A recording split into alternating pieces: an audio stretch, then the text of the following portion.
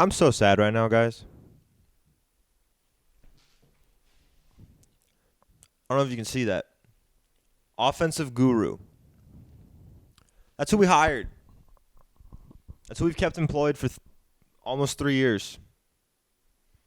I texted Zach about a minute ago. I watch every Steelers game until the clock hits 0. No matter, even the Niners game week 1. I turned it off. We have the ball, by the way. I love watching our offense because I'm like, maybe something will change. Okay. Let's do this. We play the Ravens next week. How do we expect to be able to beat? We couldn't even beat a Texans team. Granted, is really good. C.J. Stroud is the future of this organization.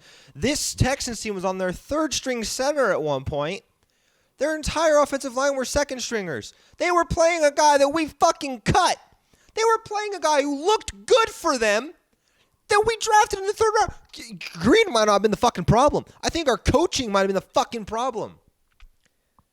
I try not to get too emotional with these, but they are like fresh off of right when the game is over. So I'm not a happy camper. Okay, so I literally have bullet points.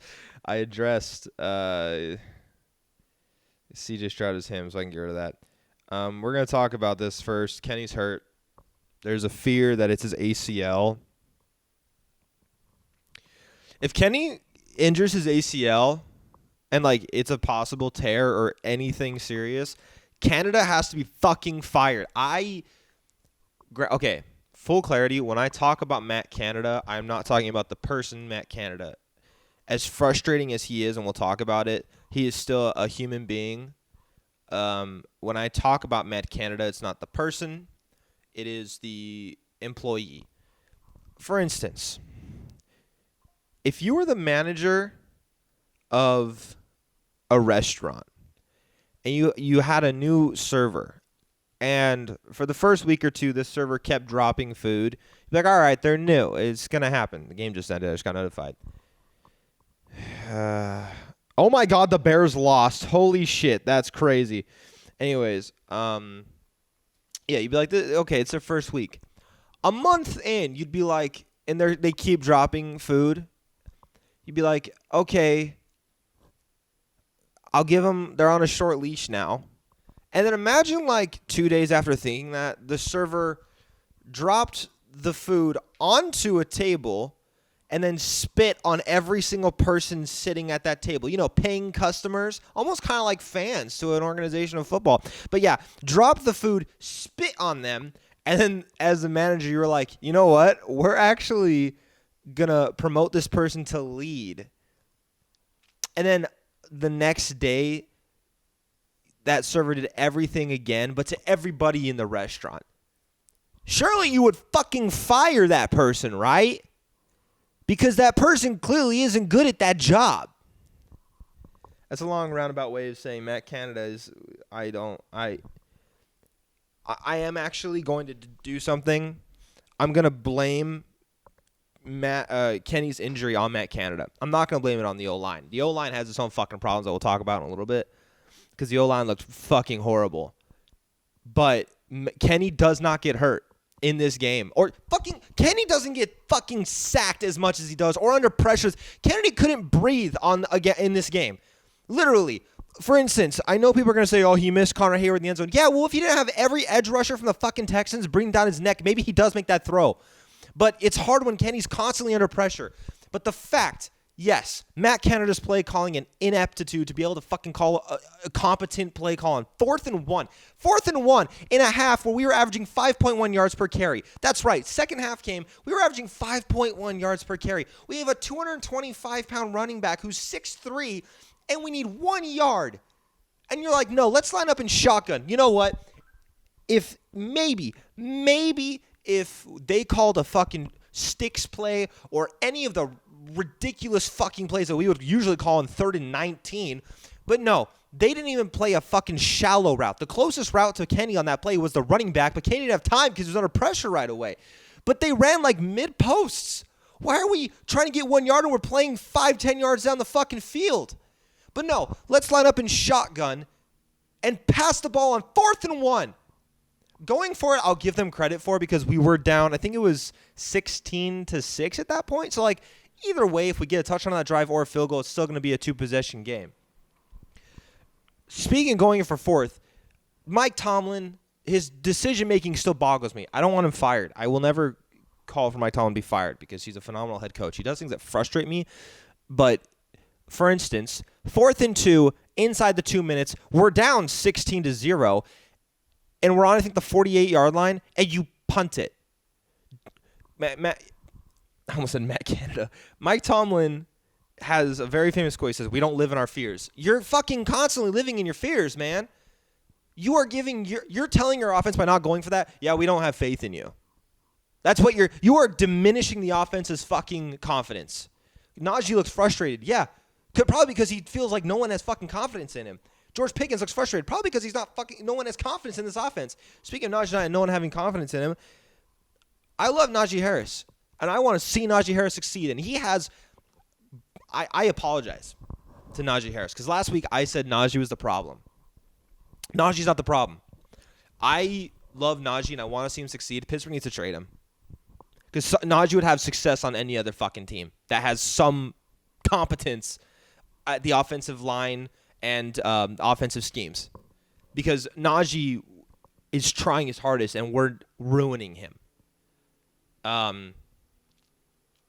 So yeah, that was another bullet point I had was trade. I literally said trade Najee because he'll have success anywhere else. I want to see him succeed. I really do.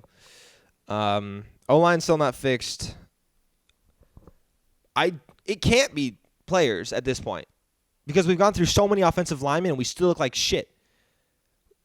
It has to be coaching, right? It has to be schemes. Because for the last 3 years, we've complained. The year we started 11-0, that was the last time our offensive line felt competent. And at least Randy Finkner was the OC then. But the second Matt Canada, literally Matt Canada can't fucking scheme shit from dick, you guys. Oh, my God. I'm so frustrated because if Kenny's out for the future, Okay, what else? Oh, yeah. What was one thing that worked last week? Direct snaps to Kenny. I talked about it in my review from last week. Yeah, let's direct snap to Kenny, get him out of the pocket, and that was working beautifully. Beautifully. We didn't run. I think we ran one. We ran one direct fucking snap. What are we doing? Oh, wow. Am I supposed to give Matt Canada credit because we were running out of shotgun when 91% of our plays before last week out of the shotgun were passes? No. Congratulations. You've got that down to 80%. It doesn't fucking matter. You guys, there were 4 different plays in this game where the commentators talked about the fact that the Texans were running our routes. The play that Kenny got picked off on, Calvin Austin wasn't supposed to be the main target there. The commentators were talking about it. It was a fucking cross route by Freiermuth that's where it's supposed to be. And Calvin Austin's supposed to draw the safety back, so Freiermuth is open. It's the same play. Shout out A.J. Brown for balling out for fantasy. It's the same play that we scored on last week against the Raiders with Calvin Austin. And it's like I just don't understand how we have the same 5 fucking plays. And we were down. We get the ball back with 3 minutes left. I know we're not going to win it because we're down by 20 fucking points. Or 24. Sorry, it was 30-6. I gave the Steelers a little too much credit there. We're down by 24 points. And we ran the ball 3 straight fucking times. That's pathetic. That's genuinely fucking pathetic. You are telling your fans, you are telling the organization, you are telling all your supporters, yeah, we're phoning it in. I don't care if you can say it's because we're not risking injury, this and that. You've already fucking lost the most important piece of our team. Well, third behind TJ and Minka. And not to mention, we also lost Freiermuth. So, what the fuck is the problem at this point? Before I deviate, what else do I want to talk about? Horrible red zone schemes. I'm just going to leave that there. Running draws while down by 24. I said this last week. I'm going to transition to the defensive side because they don't get a free pass this week. Last week I said that we were very lucky how good our D-line was against the last 2 weeks against Vegas and Cleveland, because if the D-line wasn't that good, our secondary would have been exposed. This is exactly what I was talking about. The D-line was having trouble getting home. CJ, and it was a mobile quarterback. Stroud is great at using his legs like a very smart manner. A lot of quarterbacks tend to just use their legs preemptively, like they don't need to, and they just do it. CJ Stroud is very smart. His IQ at doing that was amazing today. and it caused our D-line to have very, very big issues getting to him, and it broke down our secondary. And speaking of our secondary and our O-line being the problems, why the fuck would you guys not only just draft, you guys traded up essentially for both these things. You traded up for Broderick Jones, and then you traded Chase Claypool, who's about to be a fucking 5th-round pick essentially. You traded him for the 32nd overall pick. So 2 first-round picks. And you're not playing fucking either of them. The one snap that I saw Joey Porter in, guess what he did? He forced a fucking incompletion on 3rd down. You're seeing these guys do good things. Well, we haven't seen Broderick Jones, so it took a fucking injury for him to come in. You're seeing it, and you're like, no. Our second, guys, Levi Wallace is fucking ass. I'm sorry. The touchdown he allowed, fucking horrible. I know he had 2 interceptions last week. One of them I'll give him credit for. The other one's just a throw up. But, like, Pat Pete, like I mentioned last week, we are a zone-oriented team that loves to run man for some fucking reason. So, literally, just what do we have to lose at this point? Do you really think we were unable to stop a rookie mobile quarterback? Nonetheless, next week we're going to have to play fucking Lamar Jackson, who just torched the Browns defense, who are arguably a top 5 defense in the league. And you think we're going to fucking – I mean, somehow the Steelers will pull a win out of their ass with that, just knowing how we are. But we had an opportunity to walk in next week at 3-1, atop our division. The fucking Bengals just lost. They got blown out this week. So this is the best opportunity Pittsburgh has to not only make a playoff push, but to, like, really establish themselves not only in this division but in this conference. Going into this week, we were the 2 seed in the AFC. You have the opportunity, and you don't even lay a stinker. I don't know what to call this game. Embarrassing is an understatement. But – yeah, I think that's every piece that I kind of hit here. It's been a really shitty weekend. I got robbed yesterday at the gym. The podcast hasn't happened because Zach's been having technical difficulties. So, like, I was really banking that the Steelers would win this week to make me feel better. I was like, yeah, I texted Zach. I was like, surely Steelers win to make this weekend better. No. They not only, at least it could have been a close loss. That would have made this. I would have taken that. We got blown fucking out. And I'm not going to say the Texans are a garbage team because they're not. They're playing really well. D'Amico Ryans has looked like a great coach. But, man, our fucking offense. Okay, let's do some math real quick, guys. So, because they were showing a stat on the screen that was like how many points per game. I think that at the time, this was before the first quarter, like this first quarter ended. So it was very into the game. I think it was saying we averaged 18.9 points per game. So, I'm just going to cause pain for myself here, aren't I? I really don't want to look at this, but so that's 6 points today. Wow, that's awesome. We love that. And then the offensive points. Let me clarify. So 6 offensive points today. Oh, my God. I just want to see the schedule. Google, really? Okay. 6 offensive points today. 23 offensive points last week. Not bad. Okay, so we're at, 29 on the season? 26 points against the Browns. Oh, but 2 of those were touchdowns by the defense. That's 14 points. I don't care about going for 2 or anything like that, so I'm just going to do quick math here.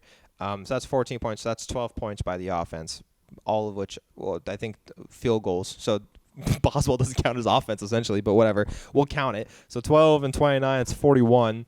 And then 7 points against the Niners. We have 48 points through 4 weeks. We're averaging 12 offensive points per game. Guys, we had like 5 yards before our 2-minute drive. How can we keep this up? It's so frustrating. And like I said, I'm not going to blame Mike Tomlin for the offense because we've had good offenses under Mike Tomlin. We've had good offenses, we've had good defenses, we've had bad offenses, we've had bad defenses.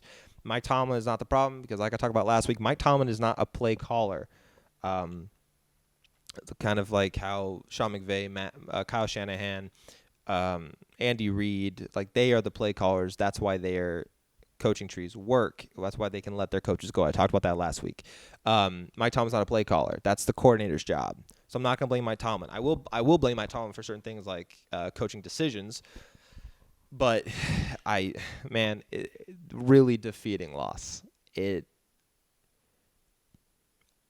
everything. I watch every press conference, and I can't wait to hear all the fucking excuses. I don't understand how no one can walk into the Steelers facility tomorrow and not just fucking take the head off of, not like murder, but like yell at, Jesus, relax. Like just fucking scream at Matt Canada. Because the defense is constantly on the field, so they're going to give up points because they're always going to be exhausted. The offense is fucking limping into week 5, and we have a week 6 bye. We have an early-ass bye, so we have to go, what? So we're going to walk in, that's 3-2, that's 5 games played in a 17-game season. We have 12 games after that. We have to play 12 games nonstop. It's going to be a really long season, guys, if we don't make changes. And if they don't fire Matt Canada, there's not going to be changes.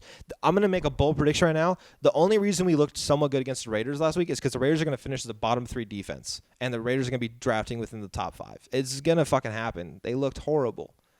The Raiders are just a horrible team. We got lucky. We shouldn't have won that game against the Browns, but our defense saved our asses, and the Browns weren't put together yet because of how bad Deshaun Watson was playing.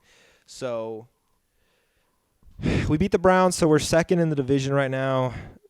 Ravens are 3-1. We're 2-2. Browns are 2-2, and Bengals are 1-3. But Ravens next week is going to be hard. It's just defeating. It's just I don't have any. For the first time as a Steelers fan, I have felt hopeless. We've joked about it. We've made the joke like, oh, there's no hope for this team. I turned the game off early, you guys. I don't do that. I always make sure to watch it. But I turned it off early, and I started, it was 2 minutes left. It was a 2-minute warning. I turned it off. I feel hopeless because this team has shown no desire to change anything. They are ruining no, not Siri. They are ruining a young quarterback's promising career. I really do. I love Kenny Pickett. I'm a college fan, like for football. I'm a Utah Utes since I went there, and Pittsburgh because those were my parents' alma maters. And I wanted Kenny Pickett to succeed just as a Pitt fan. So seeing him come to Pittsburgh was awesome. As a Pitt fan right now and as a Kenny Pickett fan, I really wish he had gone somewhere like San Francisco because he would be fucking balling out. If you guys had Kenny in San Francisco, last year he would have put up 35 touchdowns. But we're wasting him and possibly ruining him. We might have just lost him for the season. And if we just lost Kenny for the season, call it in. Phone in the season. I don't care. I know we have Mitch and Mason. We have needs on this team. I just feel hopeless. It sucks. It's a very rare feeling as a Steelers fan. Damn, what a way to end this. Podcast should be back this week. Man, that sucks. Anyways, you guys know how I've never ended one of these like this sad. Usually I end it still like somewhat upbeat. And when I do like the ending little thing, like usually there's some energy there. I have nothing. All because of this guy.